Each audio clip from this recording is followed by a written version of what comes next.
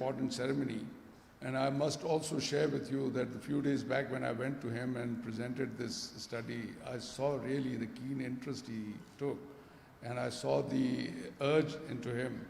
And I think that eagerness to do something, we see the manifestation in his presence with us today. Thank you very much, sir. Honorable Sir, education is one of the fundamental rights guaranteed in the Constitution of Pakistan for every citizen irrespective of gender.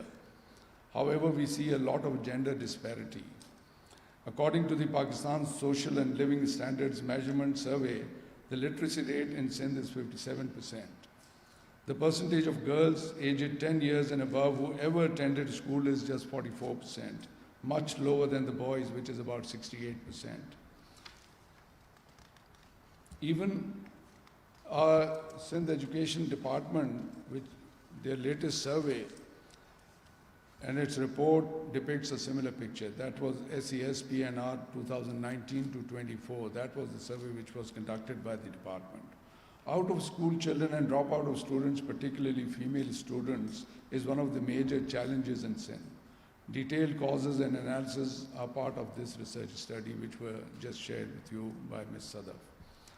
The Ombudsman is mandated by its Act of 1991 through its Section 9, subsection 3, to undertake any such study which in his view would be beneficial in the larger public interest. This study is part of that vision. It has been carried out with the financial assistance from the International Ombudsman Institute, which provides subsidies for such research-based studies. Although these are very minuscule, but still, I would like to take this opportunity to thank the Institute, the IOI, for its support in this important task. SEF was engaged for this study as it has rich experience in the field of education and its most need to be implemented.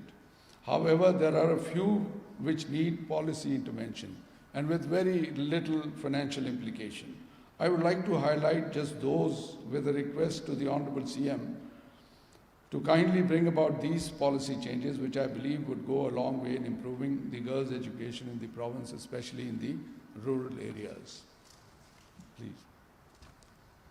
Role of division and district administration. If you look at the slides, these are some of these recommendations which have already been shared with you, but I'm, at the cost of repetition, I'm just trying to highlight or refocus or re-emphasize on these so that we can actually bring about some change. An effective role of divisional and district administration needs to be introduced. I remember when we were in the districts working as deputy commissioners or commissioners, it was one of our job assignment to go and visit schools, hospitals, even other development schemes and see how these are performing. Unfortunately, that role has gone into a background now. So what we are proposing here is to reintroduce that role and to assign this role to the divisional and district administration. For this, the recently established out-of-school emergency center at RSU of SELD may be assigned this task by amending the TORs. I think they can do this. And Hanif Channa Sahib is sitting over here. He has been working in the RSU. He would bear me out. The Office of Deputy Commissioner be assigned this task through already notified committees to bring out-of-school children back to school. Next. Then awareness and advocacy campaigns. I think this is also one of the very important subject that I think needs to be re-emphasized. The focus of these campaigns should be primarily on girls' education and the benefits it brings to the family and the society at large. Importance of education, particularly girls' education from a religious perspective, also needs to be highlighted. Workshops on monthly or quarterly basis should be held at district and taluka level to engage in sustained dialogue between the stakeholders. We can, as an ombudsman, we have our regional officers and they can also play a role in that kind of activity, and I would be willing to undertake that assignment. Divisional and district administration may be tasked to take this lead. Next. So this is again a very important, I think, suggestion or recommendation which has been made by the SEF.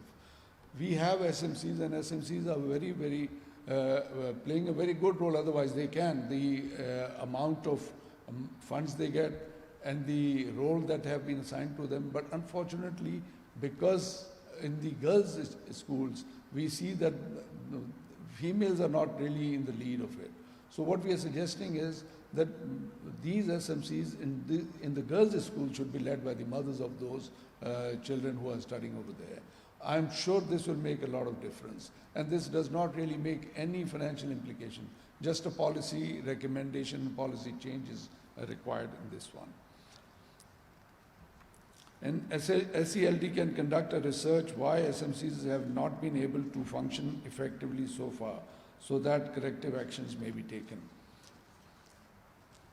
Then gender units. This was again recommended. Gender units should be established both at the SELD, already there but not effective really, and SEF. They should coordinate with the committees established for out-of-school children for coordinating efforts. They should also coordinate for interventions like gender-sensitive material, training of teachers, WASH program, and cash transfers. They should also coordinate with the Women Development Department so that all these activities are done in a coordinated manner. Next, gender neutrality.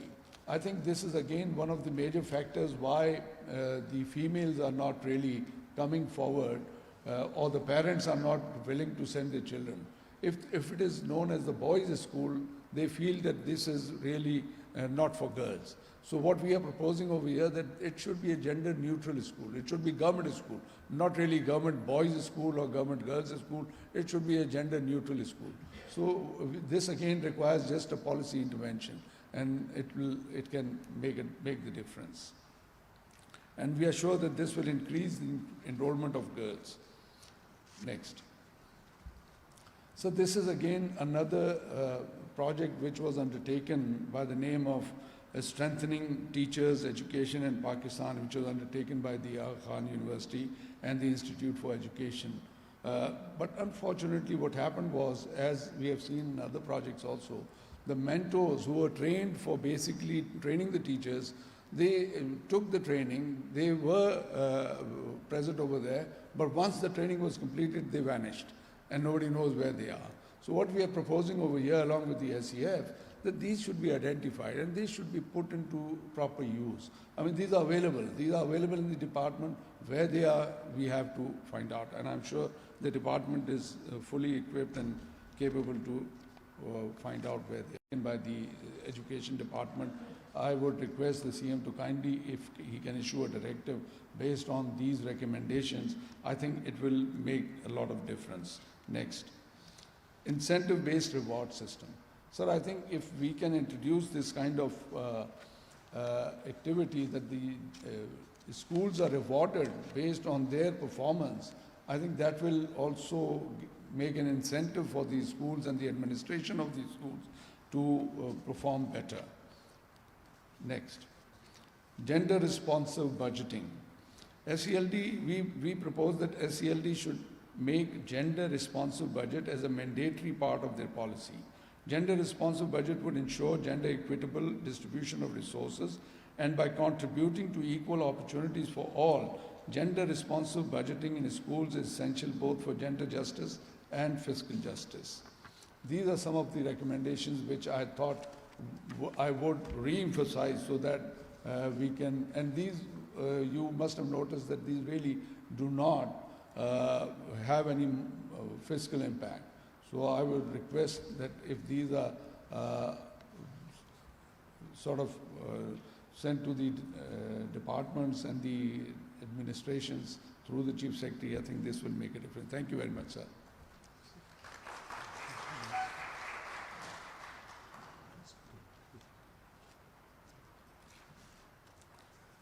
Ladies and gentlemen, before I invite today's chief guest, I would like to remind you that the Honorable Chief Minister Sindh was the first chief executive in Pakistan who took the initiative of enforcing lockdown in Sindh. in the face of strong opposition from certain quarters. And this decision was based purely on humanitarian grounds. And this important occasion, I'm also grateful to the Ombudsman's Office for holding this event at the Chief Minister's house, and this shows the commitment that the Government of Sindh has. And when he asked me to hold this event, I immediately said yes. It took some time, but we've gathered here today. The importance of women empowerment cannot be emphasized more. From the day the creation of Pakistan, Quaid-e-Azam Muhammad Ali Jinnah laid a lot of stress on women empowerment. And I quickly found two of his quotes which are very relevant even today. And I'd like to quote, in terms of women empowerment, what he said was, and I quote, there are two powers in the world. One is the sword, another is the pen. There is a great competition and rivalry between the two. There is a third power stronger than both, that of a woman. But even at that time, Quaid-e-Azam realized the kind of situation that we were in, and unfortunately, as we've seen from the presentation, more than 70 years after our independence, we've still not been able to do much about it, and that does not speak very highly of ourselves. And the second quote that I want to quote from Quaid-e-Azam is, no nation can rise to the heights of glory unless your women are side by side with you, and we haven't risen to glory. He continued saying, we are victims of evil custom. It is a crime against humanity that our women are shut up within four walls of the houses as prisoners. Unfortunately, as I said, 70 years down the line, we are still talking about the same things. The world has progressed. We did progress. We did progress and we are proud. We always say we had the first woman Prime Minister of a Muslim country. And during her times, yes, a number of steps were taken. Initially, the 5% quota for women was announced in the time of Shaheed Mohtarama Benazir Bhutto. In terms of women empowerment, may it be the first women bank, the first women police station, and several other steps that laid the foundation. And I also want to quote Shaheed Mohtarama Benazir Bhutto. When she took over as Prime Minister for the first time, in one of her speeches, she said that, as a woman leader, I brought a different kind of leadership. I was interested in women's issues, in bringing down the population growth rate. As a woman, I entered politics with an additional dimension, that of a mother. So, in terms of progress, we've seen today, we've seen the presentation, we've seen the recommendations given by the Ombudsman. We haven't done much. And we will not be able to progress, we will not be able to reach the glory, as Quaid-e-Azam said, unless we ensure active participation of women in all fields of life. And in order to do that, we need to change the disparity, fill the gaps. As the presentation, the quota, I feel that if proper opportunities are given to the girls of our nation, we'll probably have to have a men's quota in the end, because the ladies will take up all the jobs based on merit. So that equal opportunity needs to be given, especially in our rural areas, where I feel women work harder than men, but they're not given the same kind of rewards. I went through the presentation, I went through the report that the Ombudsman had actually sent it to me a few days back. The Government of Sindh is committed to give top priority to girls' education. We plan to allocate greater resources to girls' education because, as I said, knowing from the founder of our country and our great leader, Sheikh Mohtamma Benazir Bhutto, we will not progress unless women are at par with us. In order to, the administrative officers will be given this additional responsibility. Their performance evaluation reports would have a specific, and I tell their bosses the instruction to be given. And I'd done that when we were doing the going after the polio drive, and I'd said at that time, this is 3 or 4 years ago, instructed that the evaluation report should specifically write down whether they were actively pursuing the polio campaign, the drive against polio. And now for education, and especially girls' education, we put that as a specific criteria, and they would get their performance evaluation based on that.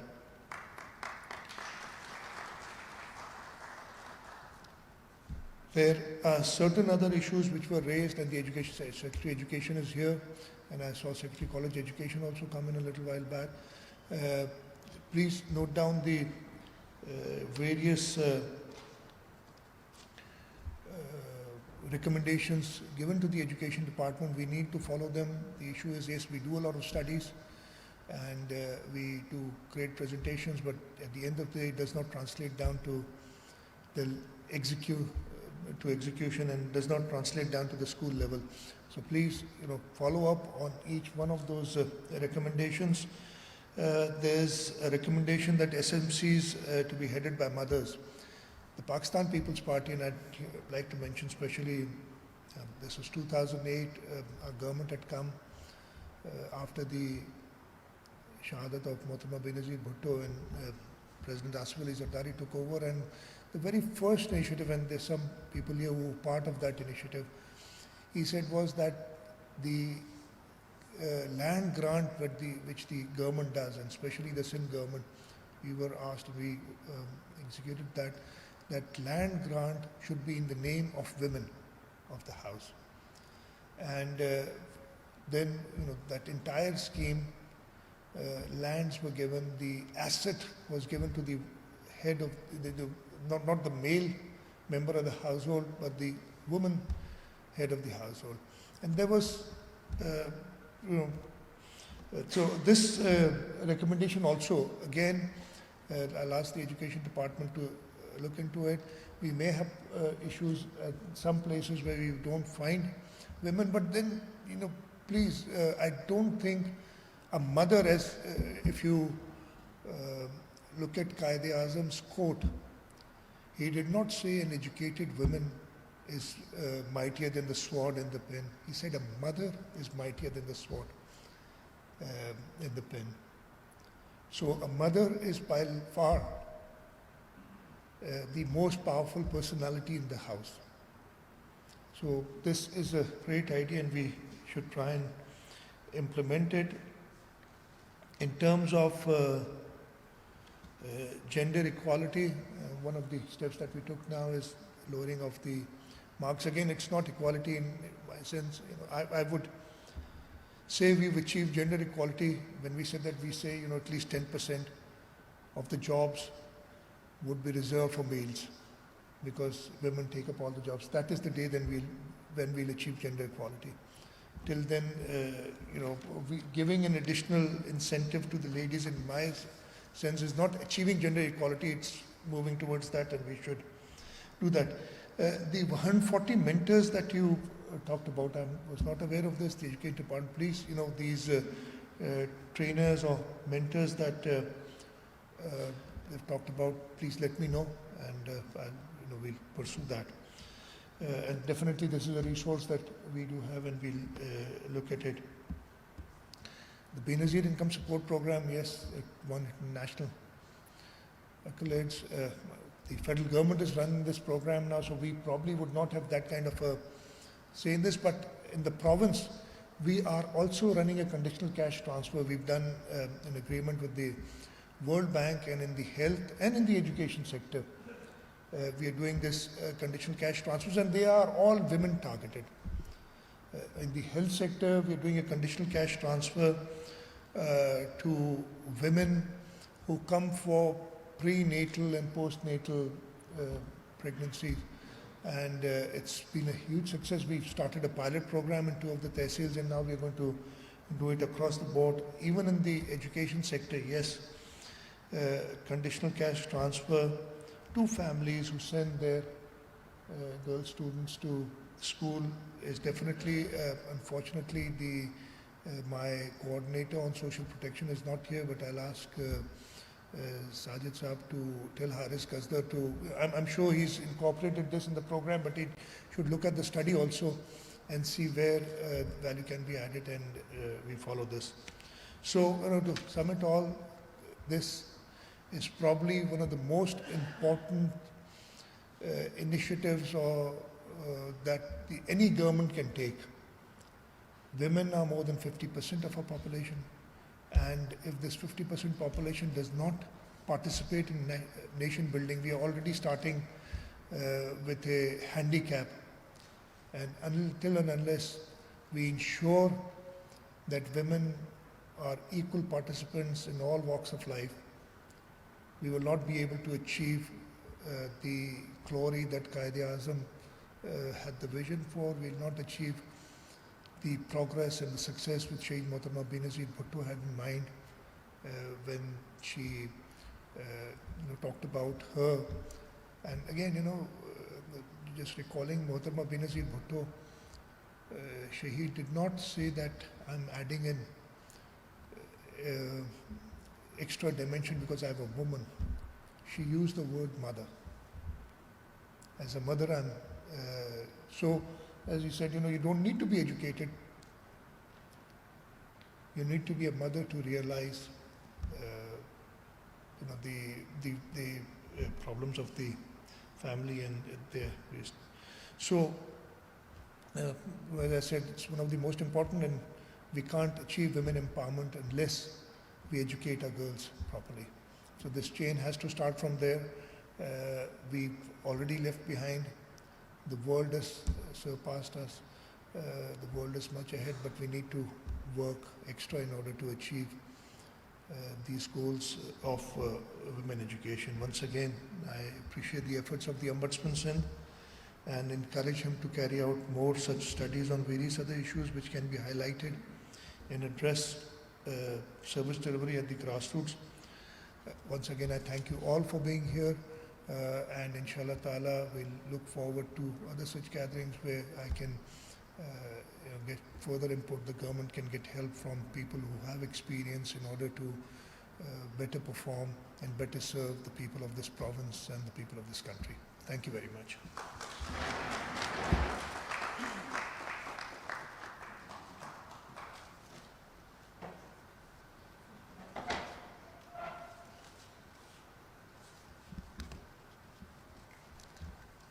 Before this ceremony is concluded, I will request Honorable Ombudsman Sindh to present a shield in recognition of the great services being rendered by the Honorable Chief Minister of Sindh to its people and to the province. Mr. Ejaz Ali Khan will present the shield.